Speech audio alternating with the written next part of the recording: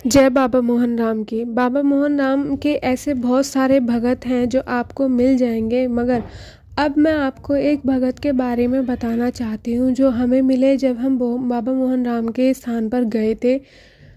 उन्होंने बताया था कि उन्हें 12 साल की सेवा उठाई है और लगभग 7 से 8 साल हो गए हैं। एक झोला जैसी कोई चीज़ है जिसकी ऊपर की तरफ से जो बंधी हुई है, जिस पर हाथ टेक कर वो लटके रहते हैं, सोते भी उसी पर हैं। वो मतलब ये है कि वो बस उस पर खड़े रहते हैं, स्वास्थ्य भोजन करते हैं, नीचे नहीं बैठते हैं बिल्कुल भी, बस उसी पर लटके रहते हैं। उन्हें 7 से 8 साल हो गए हैं।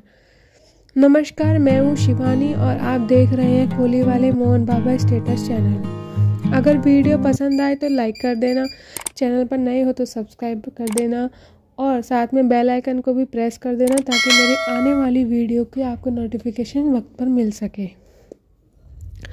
तो चलिए इसी के साथ आगे बढ़ते हैं। बहुत सारे ऐसे भगत हैं जो बाबा मोहन राम की सेवा करते हैं और बाबा मोहन राम की सेवा में एक हफ्ते की सेवा भी होती है जो झोली पर की जाती है। एक खड़ी तपस्या भी होती है जो खड़े खड़े की जाती है। पर बाबा मोहन राम की जो सेवा है वो बालाजी महाराज की तरह है, पूर्ण रूप से सात्विक है।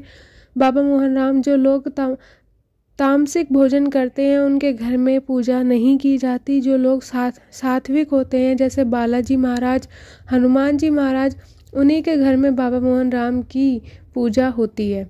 और उस घर में सिर्फ पूजा करने वाला ही सात्विक नहीं, पूर्ण रूप से पूरा परिवार सात्विक होना चाहिए, तभी बाबा मोहन राम वहाँ आते हैं, उनके घर में विराजमान होते हैं। बाबा मोहन राम को कृष्ण अवतार, बंसी वाले, काली खोली वाले, मोर मुकुटधारी, जटाधारी, अन्य कई नामों से जाना जाता है। बाबा मोहन राम ने जहाँ अवतार लिया था, ऐसा माना जाता है कि उन्होंने यानी बाबा मोहन राम ने अपने दर्शन सबसे पहले नंदू भगत को दिए थे, जो एक चरवाहा था, जो कि मिलकपुर की पहाड़ियों में गायों को चराया करता था जैसे चरवाहे जाते हैं। आगे की बात जानने से पहले मैं आपको ये कथा बाबा मोहन राम जो प्रकट हुए थे उसके बारे में बताना चाहती हूँ।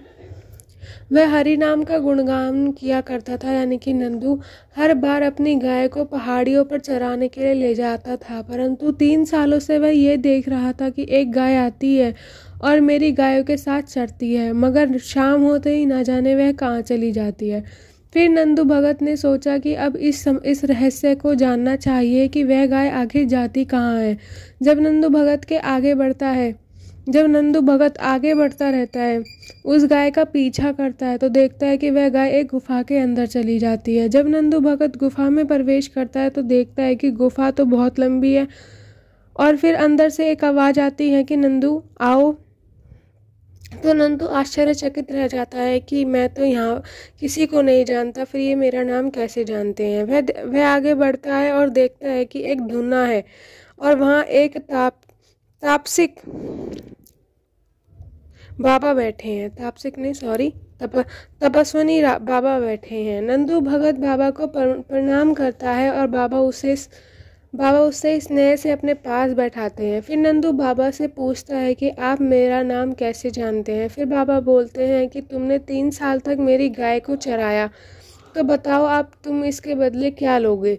नंदू कहता है कि आपके दर्शन हो गए, मेरे लिए यही काफ़ी है। मगर फिर भी बाबा मोहन राम उसे वरदान देते हैं कि अगली 7 पीढ़ी तक तेरे वंश में मेरा कोई ना कोई भगत रहेगा तथा जो तू 7 साल तक बोलेगा वो सत्य होगा। इस आशीर्वाद को लेकर जब नंदू लौटा तो वो कई ऐसे चमत्कार करता है जिसमें नंदू जो बोलता है वो सत्य हो जाता है।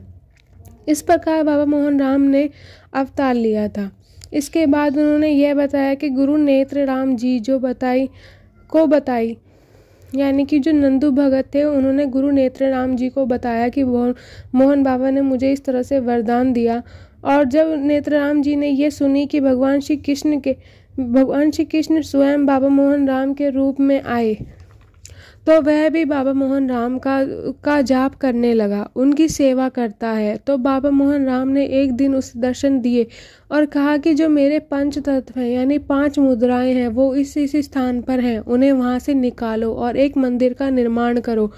फिर बाबा मोहन राम जी की बताई हुई जगह पर गुरु नेत्रराम जी जाते हैं और वहाँ बाबा का चिमटा, शंख, माला, चरण, खड़ाऊ, इन 5 चीज़ों को लेकर आते हैं और नेत्रराम जी बाबा जी की सेवा में लग जाते हैं और इतनी सेवा करते हैं कि जब नेत्रराम जी का अंतिम समय था तब भक्तों के द्वारा बताया जाता है कि उस समय पर नेत्रराम जी के सीने में जलन हो रही थी।